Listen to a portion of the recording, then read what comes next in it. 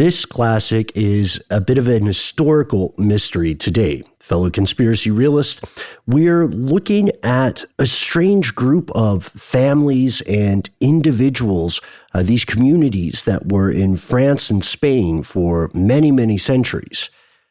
But they weren't like the rest of their neighbors for one reason or another, lost to history. They were treated as less than. They were like the untouchables. They were part of a brutal, widely accepted system of discrimination. In this classic episode, we try to figure out why. From UFOs to psychic powers and government conspiracies, history is riddled with unexplained events. You can turn back now or learn the stuff they don't want you to know.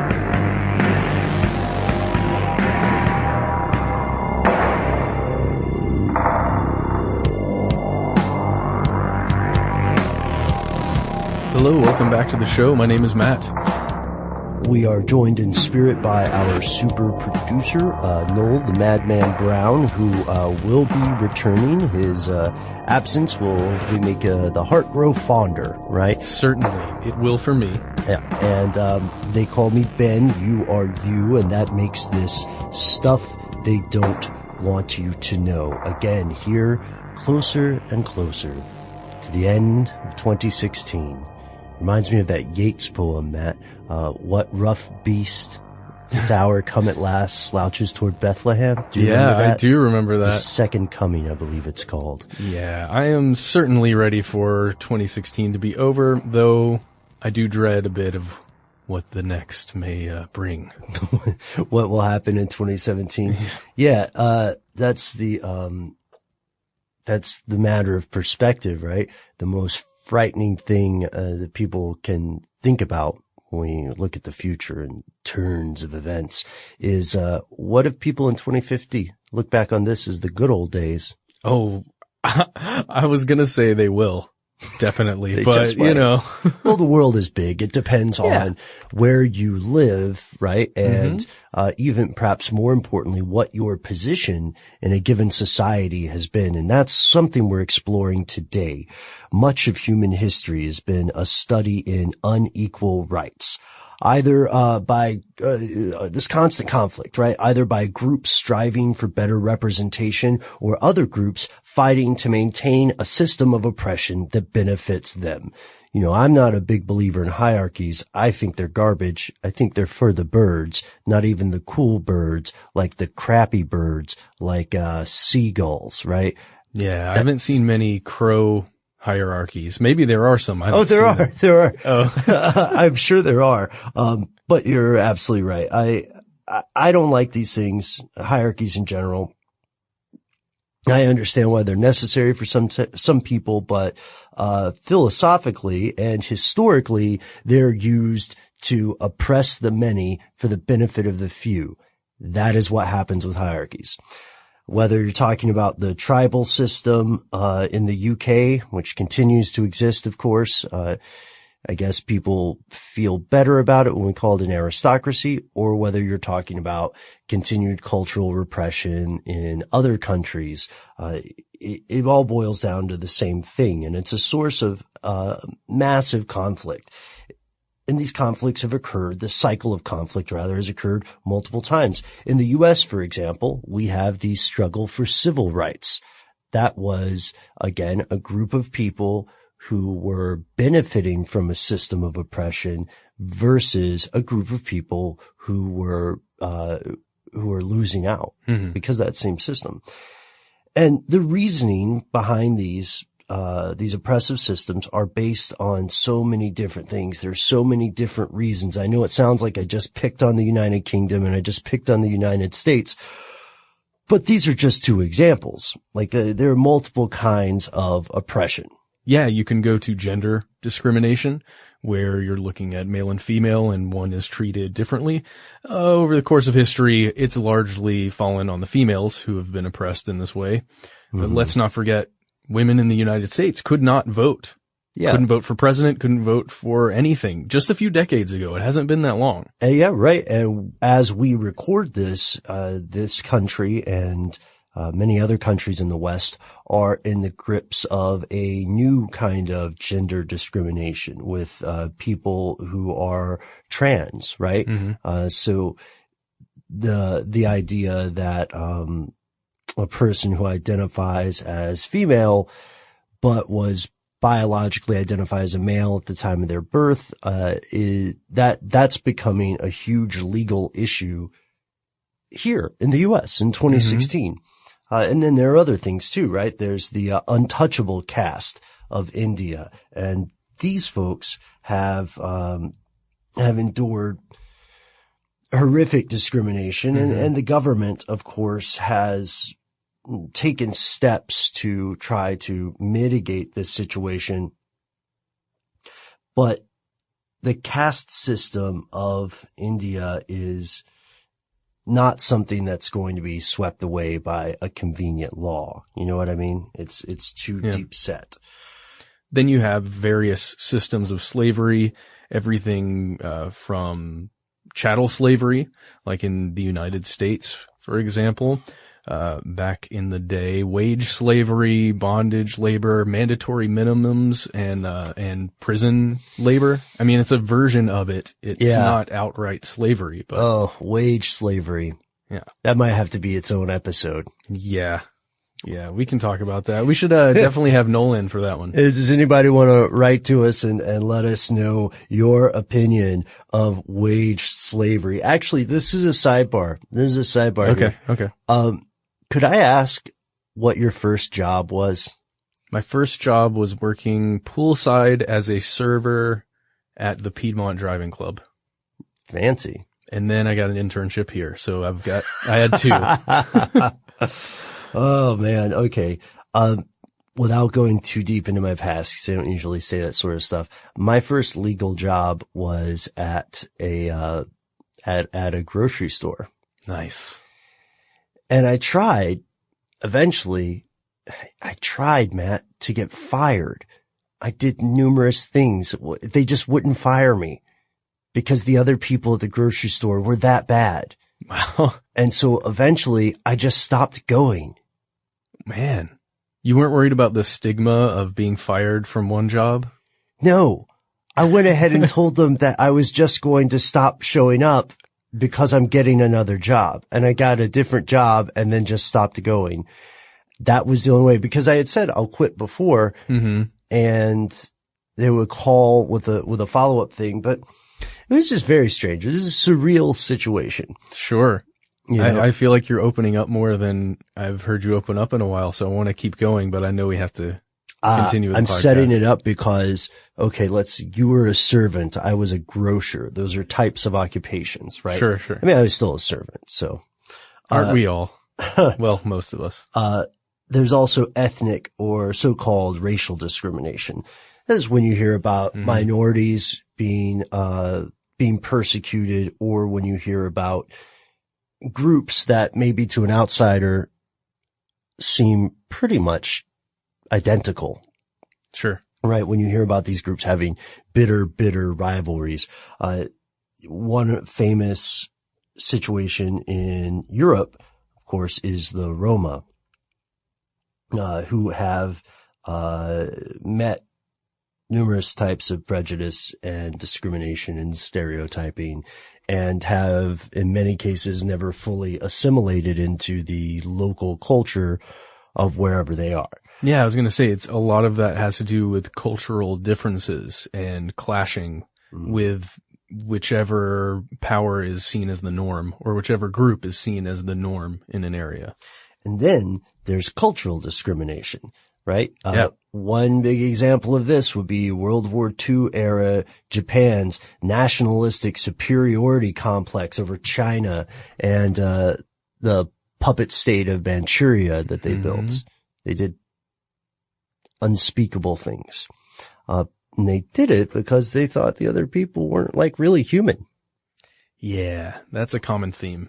That's a common theme. And then there's religious discrimination too, right? Yes, and for examples of this, you can look to Catholic persecution of Jewish peoples, Protestants, native peoples in colonized countries. And you can also see this in the various forms of discrimination practiced between Islamic and Jewish cultures. Yeah. Yeah. There's another aspect to this, however, and this is the strangest thing, ladies and gentlemen. In some cases, societies have no concrete reasoning behind a discriminatory practice. None. Yeah. I wanted to say that I feel that a lot of times there's not that much of a concrete basis for a lot of these discriminatory practices, but these in particular that we're about to look at just feels like, why? So, yeah, for instance, the Barukamen of Japan were historically treated in a manner very similar to the Dalit or untouchables in India, despite the fact that they are not just visually identical, but genetically identical to mainstream Japanese population. And they are practicing Buddhist, and they are not in almost any other way distinguishable from the rest of Japan. We're talking about discrimination based on name or neighborhood. But today, ladies and gentlemen, yes, there is a point to our brief exploration.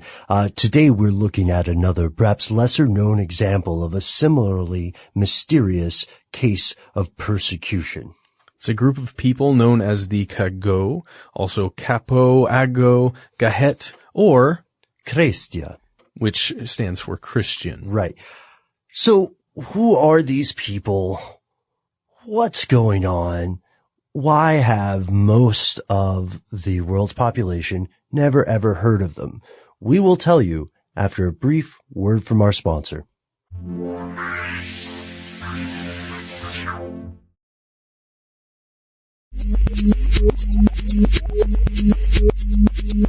Welcome back.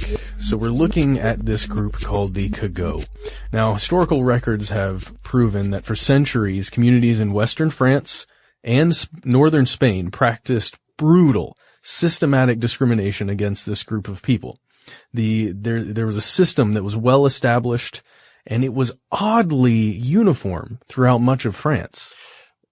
Right, because this is unusual because at this time people weren't communicating as easily as people communicate today, which means that there's a lot of drift or creep in local customs. And this was also one of the reasons why heresy was such a big concern for the Catholic Church. Let's say there's a church that's kind of isolated. It's out in the Alps or something. Nobody's seen these people for 15, 20 years. They're getting some weird ideas, changing stuff around. Doing some weird things. Right. So this happened. This happened constantly. And that is one of the reasons why the persecution of Cago in France and in that area of Spain is fascinating. Now, of course, it evolves over time, but it seemed to have a very oddly specific system to this persecution. And the Cagots were Catholic. They were just as Catholic as their neighbors who were not Cagots, but they were only reluctantly allowed into the auspices of the church. Let's talk about some of the community rules applying to these people. They could not take communion the same way as, I guess, the more legitimate people of their community. They had to enter and sit in separate parts of the church, and they were also buried in separate graveyards. And when it came to the church, there are several instances of churches that had entrances just in the back, smaller doors that appear to be, that's what they were for. Some of them have signs that even have the word Cagot or one of these other names referred to them as it. But there were also a few that had strange entrances where you had to climb up a ladder in order to get into another ladder system inside the church. Fascinating the lengths that some of these churches went to separate this group of people from the rest of their flock. Because they were seen somehow as tainted, Yeah. dirty. Yeah. They were also not allowed to walk barefoot, which gave rise to rumors that their feet were webbed. And in some places, they were required to wear a badge that was occasionally in the shape of a goose's foot. Yeah, and it was red. Yeah. Just a red badge that you had to wear. Caught red-footed. I was going to say, again, sounds familiar to historical references. Oh, right. Insert yes. here. Right. And also they were only allowed to make purchases in town on Mondays. This is according to an 1848 account. Yeah. So this already sounds weird, but it goes on. They were restricted to certain trades, particularly carpentry. This led to situations in which Cagot may end up building the very same church that's going to persecute them and their family later. Talk about a head trip, huh? Yeah, a little bit. And we're, by the way, one of the great resources we got for this was from an author named Daniel Hawkins, who wrote a paper called Chimeras That Degrade Humanity, the Cagot and Discrimination.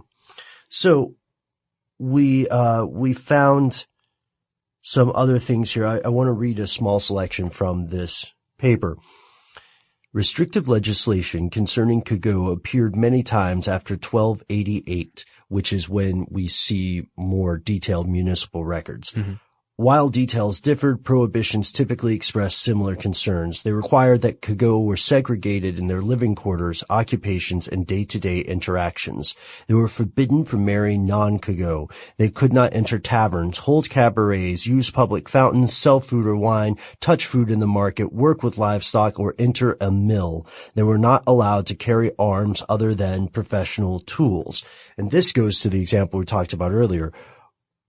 There was severe and brutal punishment for transgressors. So if we go back with our time-traveling hypothetical French Matt Frederick, which, by the way, I'm liking this character. Okay. I see him in a beret, but I don't know if that's historically accurate. I don't think so, but let's go with it. What about a cassock? Yes. Wearing a cassock. Yes. All right. So if we go back to that time where our oh, Matt, what's your French name? Pierre? Pierre. Okay. All right. Pierre Frederick. When Pierre Frederick is walking by, he may and sees that hand being nailed to the door. He may well have not said a word if he was familiar with the discrimination against Cagot, because we know it's happened several times. One Cagot merchant was punished for touching the main baptismal font by having his hand severed from his arm and nailed to a door. I don't think it was the door of the church, but that seems like that would be a bad idea. Nail a severed arm to the place where everybody's going to enter. Just the hand. The hand, sure. Just the hand.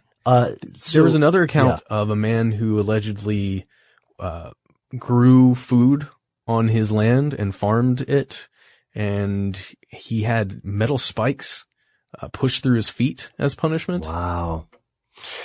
That's very odd, you know, and it's disturbing. Again, when you consider that these people, although you might have heard them described as swarthy at some point, I also read something where they were described as being fair-skinned. Yeah, there are widely differing accounts of what a Cagot looks like. Right. Rumors about them were wide-ranging, rampant stuff. We can just go down the list, right? Oh, sure, yeah. They were viewed as heretics, like we said, despite their regular attendance to church. Despite being Catholics, they were viewed as not being Catholic. Yes. They were accused of being lepers, which we'll get into. There were rumors about them holding secret meetings for nefarious unknown purposes. Yeah. Again, we see this throughout history. Like, what are they meeting in secret about? Are they actually meeting in secret, dude, or are you just a little paranoid? Anyway, they're probably saying, "Hey, does everybody have their hands?" Yeah. What are strategies we can use to not be as persecuted? Yeah, we're pro-hand. Yeah. They're also accused of being descendants of Gehazi. I don't know if I'm saying that correctly, but this was the wicked servant of the prophet Elisha.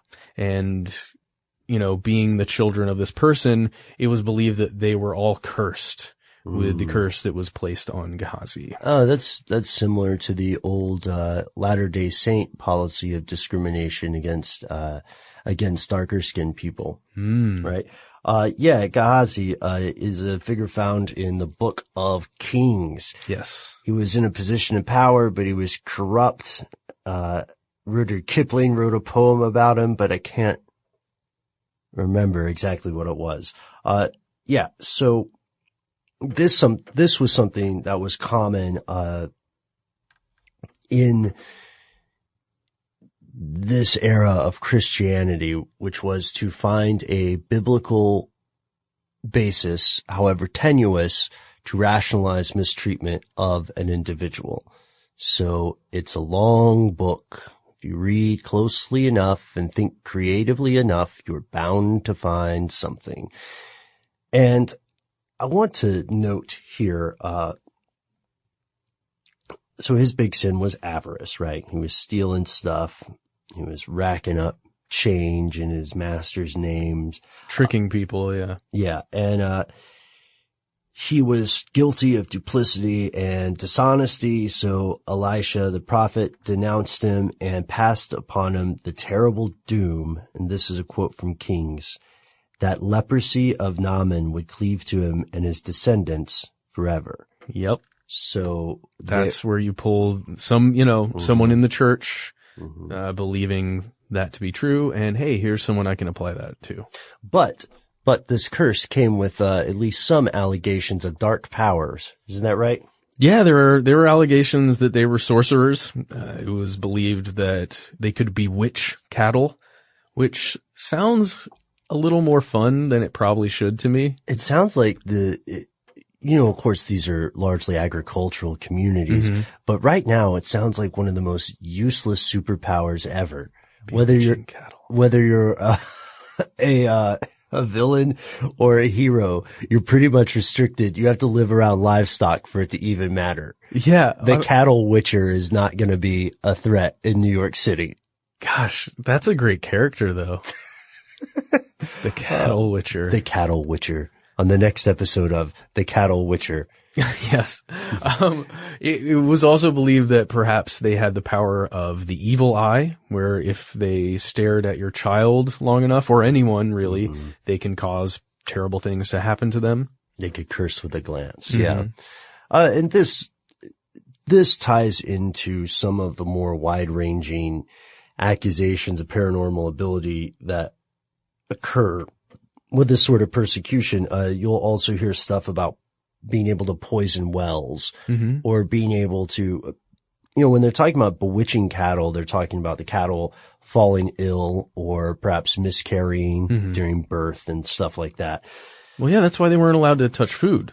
It was believed that any food that they touched, no matter at what stage, that's why you can't farm, it will rot immediately, will be soiled immediately. You cannot eat or, do anything with edible objects that are touched by these Cagots. That's the belief. Cattle witchers. I'm stuck on it now. Cattle witchers.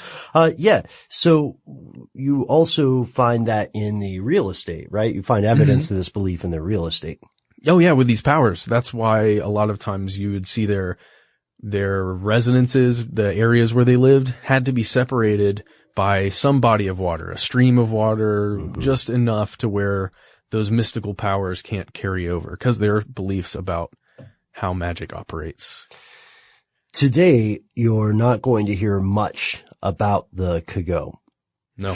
Families that discover this heritage in the modern day often will hide it in fear of continuing low-level discrimination against their spouses or their children. So very, very, very, very, very few come forward in the modern day. And the population itself was always relatively small in comparison to, the rest of France and Spain. Now it seems set to fade into nothingness, but there's still so many unanswered questions. Matt, who are these people? Why did they become the repressed class? And maybe most importantly, where did they come from? These are all questions we're going to look at right after a word from our sponsor.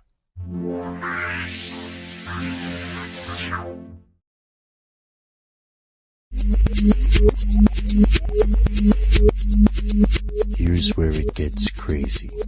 No one really knows. No one knows for certain where the Cagots originate. Yeah. But there are some theories. There are many, many, many, many, many theories. But they are of a varying plausibility, and they are all somewhat fascinating, I would say. For instance, were they the descendants of Moorish soldiers who, for instance, during the Muslim conquest of Spain or areas of Spain, simply migrated up and out into France? It's a possibility.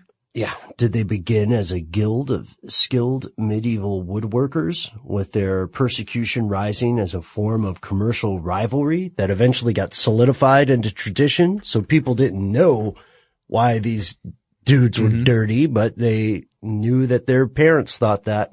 What if they were Moorish medieval woodworkers? And so this ties back into the question that I earlier asked you, Matt, about your first occupation. Because the strange thing is that if we lived in a different society, or we lived in even a different time period, we would overwhelmingly be likely to continue the work that our parents did, as even a guild or caste or something. So, because we would be apprentices, hopefully, if we were lucky and talented. So if your father's a cobbler, you're a cobbler. If your father is an accountant, then you're an accountant. If your father's a military officer, you follow the same thing. If your father is a cattle witcher, then you are also.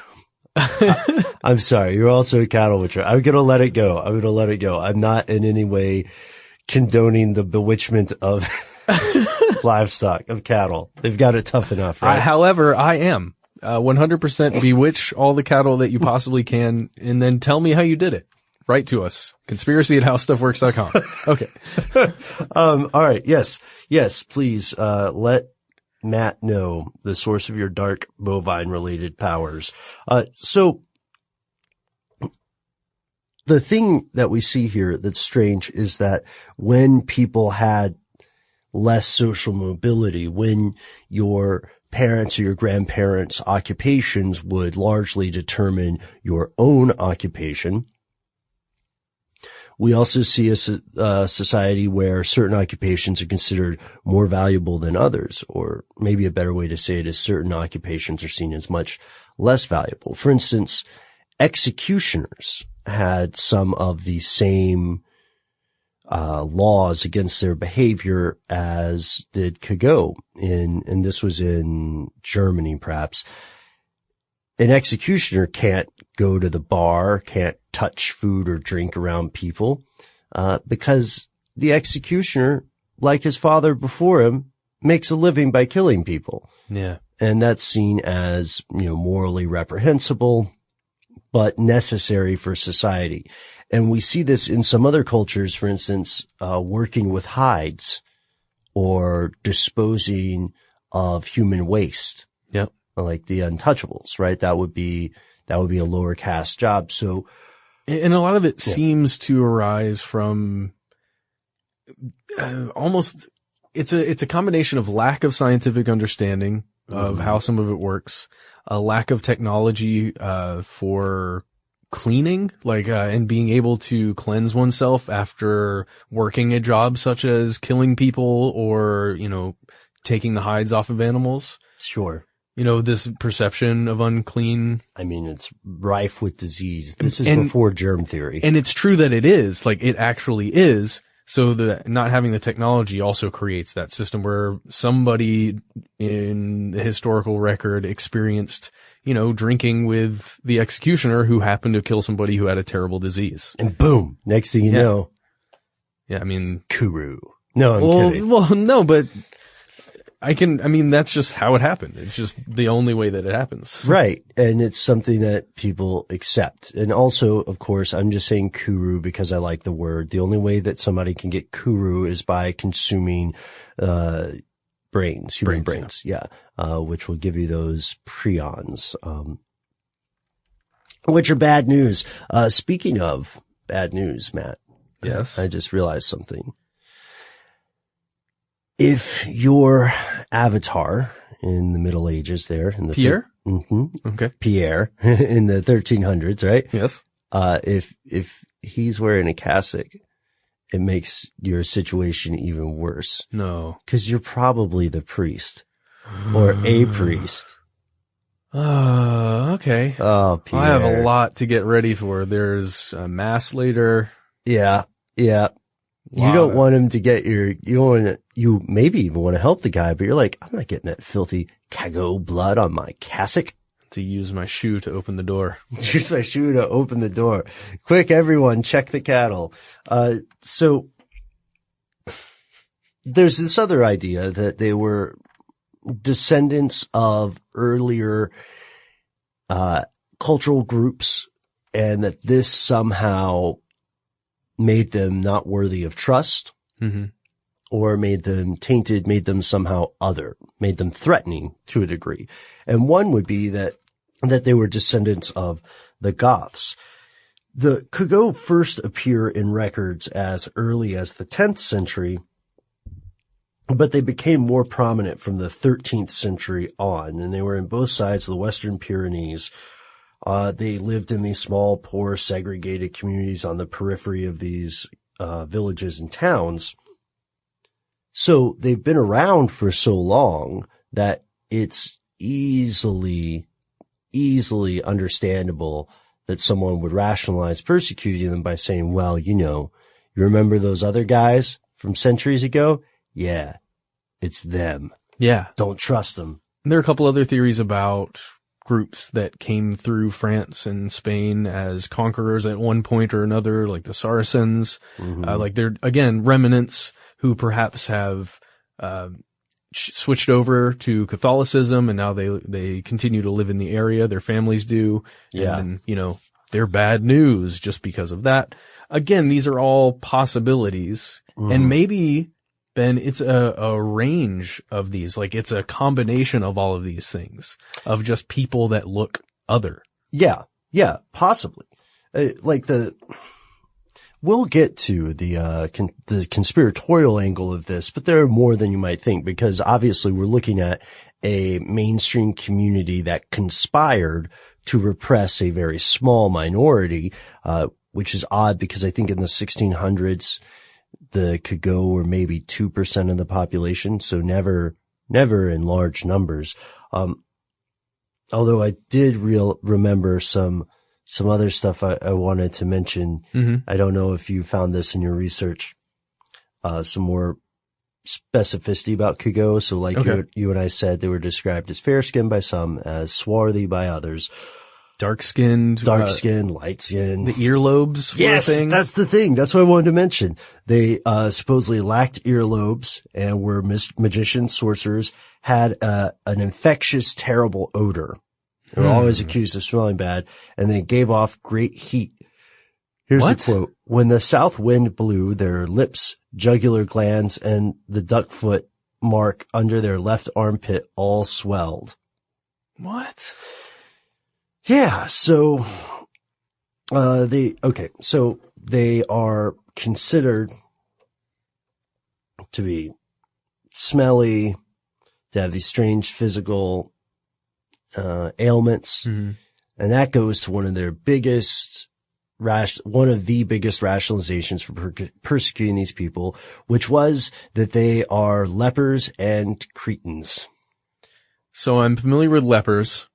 That would be I know that encompasses several different diseases of the time. Yeah. But a lot of it has to do with infectious disease that could be transmitted easily if interacting with this person, right? And that would make sense. Make sure these people aren't interacting with the everyday public as to not kill everyone in the village. Right. I mean, that makes sense. Yeah, so one of the prevailing beliefs among historians about the Cagots is that leprosy was the essence of this phenomenon. People used to think that leprosy was inherited, right? Oh, wow. Okay. It was a poison of the generations in the blood. However, even after people knew that leprosy was not a purely inherited trait, that could communicate between unrelated people. Some authors considered the Cagots to be a special case of hereditary lepers, that the disease was just kind of concentrated in them. However, another writer said that maybe what happens, maybe the birth of the Cagot when the records were appearing in the 10th century started when people who were already infected with something and considered lepers banded together on the periphery of a town in solidarity and to make their own village. Yeah. And that later, their descendants were affected by the stigma of the disease, even though they didn't carry it. They just came from that crappy home situation. So the weird thing is, though, that aside from, these vestigial traits or these vestigial rules of, don't touch stuff with your hands, don't go through the same door, etc., people seem to interact. They seem to exist in the community. If they were doing woodworking, you would still take a table from the person. Yeah. Somehow the wood was fine. Somehow the wood was fine. Yeah. Also, we know that groups of Cagots were proven not to have leprosy. In 1600, after decades of dispute, people complained of discrimination. Cagots complained of discrimination to Parliament, and they gave them a thorough medical examination. They examined 22 people, all carpenters or joiners, and the exams at this time were not the turn your head and cough inconveniences of the modern age. These people had their bodies palpated, their arms were bled. They applied heated cups to them to check their circulation, and the doctors came back with the results, and they said, well, these are just ordinary people.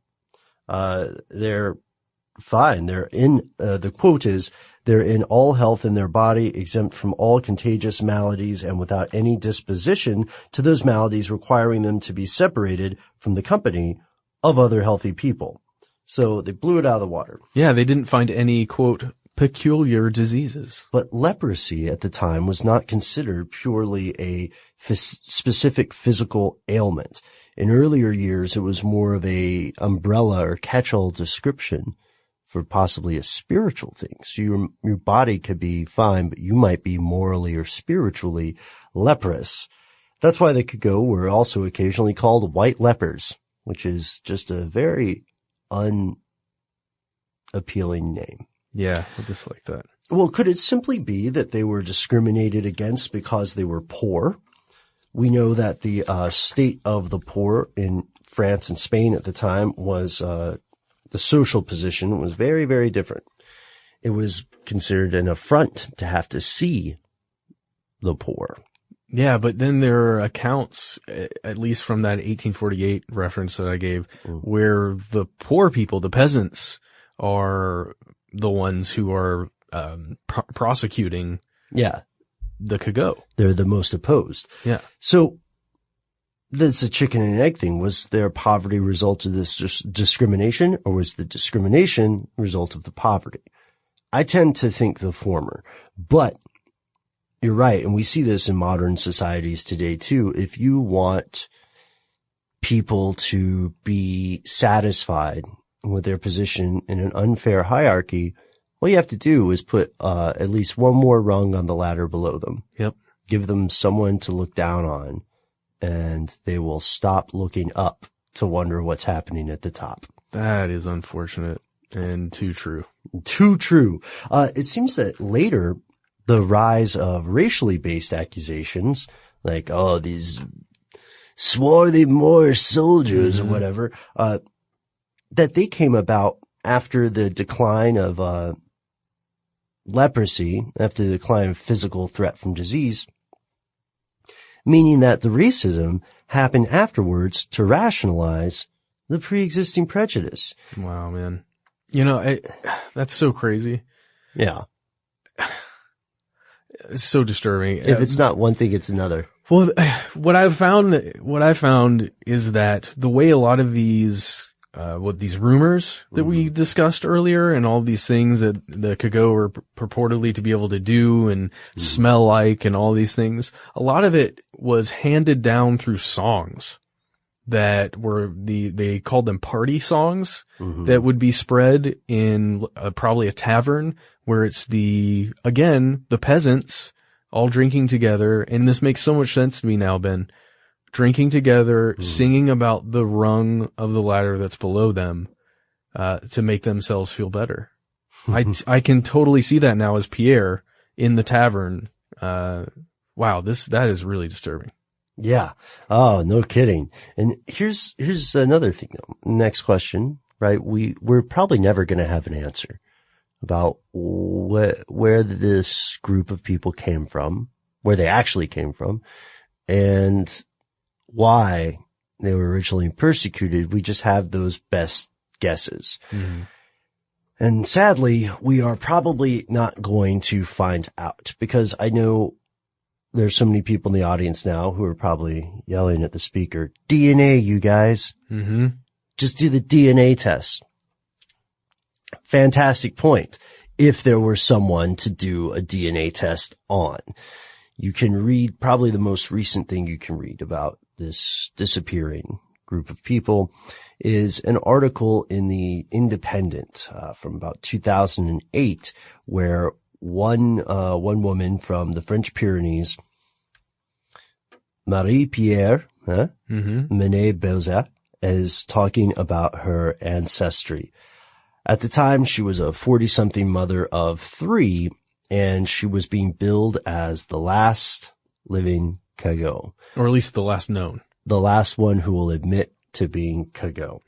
And they say it's a bad thing. She said it's still a bad thing in the mountains. In 2008, the French are ashamed of what they did. The Cagots are ashamed of what they were, and no one will confess that they are of Cagot descent. So this means that this entire concept, whatever was based on, is disappearing, because now the conspiracy has shifted. It went from mainstream French communities conspiring to essentially make life hell and keep these people at the bottom of the social barrel, to a conspiracy by those people's descendants, by the Cagot descendants, to escape and erase their past, just like that guy in Gattaca, played by Ethan Hawke. Great movie. Thank you, Ben. Hey, thank you. Thank you. To go back to Marie Pierre really fast. Yes. At the very end of that article, they're asking about her children, because she has several children. Yeah. And the big thing she says is, she's like, no, I can't show you pictures of my children because of the stigma. It remains so much in this area today. You can't even know what my children look at, just in case. And she also says that Cagot, she's one of the people who says that Cagot are described as swarthy, or as darker skinned. Pestiferous. Yes. They called the pestiferous people, which has an unfortunate ring to it. And with this, we end our narrative of the Cagot, the shifting social conspiracy, first of a group, of a mainstream group to essentially enslave, socially, bind a group, and then that group's collective effort to end itself. No. It's a very successful effort to do so. But these are not the only vanishing people in the world. We know that there are several other examples, right? The Aromanians and the Russians, who are both mentioned in the article in the Independent. The Aromanians, they date back to Roman colonization. They're spread across the southern Balkans, but they're believed to be almost extinct, or their cultural identity, and evidence of their culture lives on with some Grecian festivals. And then the Russians they're around 1.2 million estimated to live in Europe, Over half of them are in the Ukraine. They're not recognized by Ukraine because of the communist regime of the 50s. And that's the time their church was also eradicated. But they're responsible for a lot of those beautiful wooden churches that you can see in the area. One of the points here is that our species doesn't, just lose memories, doesn't just lose cities, which we've covered, doesn't just lose civilizations. No, it also loses entire cultures, entire groups of people who are alike by blood, who are also alike by language and by custom. Ben, one of the other things we lose are entire animal species.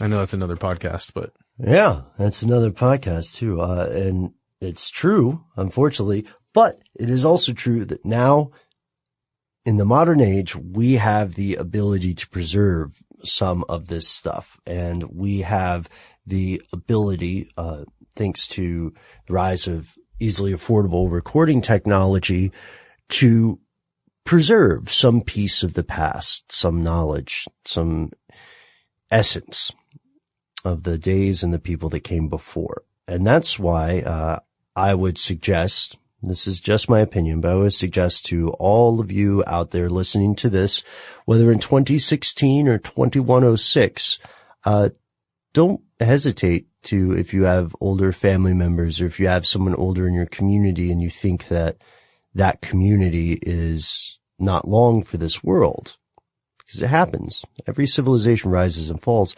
You can easily take a second to just interview them and record their answers. And it's something that you will like and your kids will like, and on and on, on and on. And nobody has to be a cattle witcher.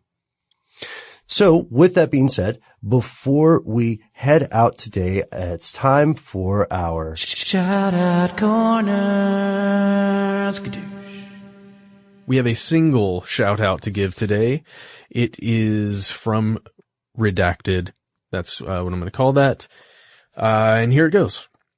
I'm a military psychiatrist currently in residency training, so when you ask for stories from people who use mind-altering drugs in the military, well, it's kind of my thing.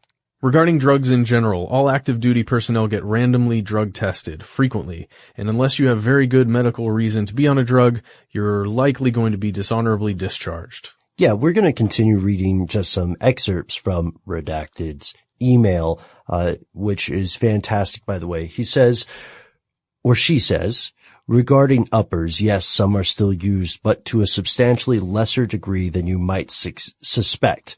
Provigil, which is the brand name for modafinil, is a non-amphetamine stimulant vastly preferred over amphetamine derivatives. We still don't know exactly how it works, but it seems to simulate alpha brainwave activity while decreasing delta and theta waves, effectively simulating wakefulness. Regarding amphetamines, while ADHD is still probably underdiagnosed, chances are if you've made it through basic training, you don't need ADHD meds. Personally, I hate them. I've seen several sailors and Marines get kicked out of the service after getting caught using them to try and boost their performance. I've also seen several service members get tipped over into a frank psychosis that appears to have been triggered by amphetamine overdoses. It's scary, it's dangerous, and I keep my sailors as far away from this stuff as possible. And then about battlefield medications. All sorts of really crazy stuff goes down in a firefight. Sometimes you cannot afford to lose a rifleman no matter what the cause. We have combinations of common medicines that can keep a trigger puller in the fight for longer than nature would allow, but it's a last-ditch kind of move and deeply frowned upon by almost all medical professionals. That is fascinating, that one in particular. He talks about nootropics, which may be something that you heard from the Joe Rogan podcast or somewhere else. That's how I heard about them. And the person writing this email says, I have personally cared for patients that have had substantially catastrophic reactions from trying to get a, quote, Bradley Cooper in Limitless, unquote, state. And these people have crashed and burned on the way there. I strongly advise that patients avoid this type of supplement or medication. So it finishes up talking about withdrawal. It said, in the vast majority of cases, morphine withdrawal cannot kill you. They say it's awful, it's painful, it's grotesque, but unlikely to be life-threatening. Nowhere near as dangerous as opiate overdose. And so it says, hope that helps. If you have any other questions about medicine, psychiatry, or the military, particularly military medicine, I'd be happy to share what I can. Thanks so much for writing in, Redacted. And that's the end of this classic episode. If you have any thoughts or questions about this episode, you can get into contact with us in a number of different ways. One of the best is to give us a call. Our number is 1-833-STDWYTK. If you don't want to do that, you can send us a good old-fashioned email. We are conspiracy@iHeartRadio.com. Stuff They Don't Want You to Know is a production of iHeartRadio. For more podcasts from iHeartRadio, visit the iHeartRadio app, Apple Podcasts, or wherever you listen to your favorite shows.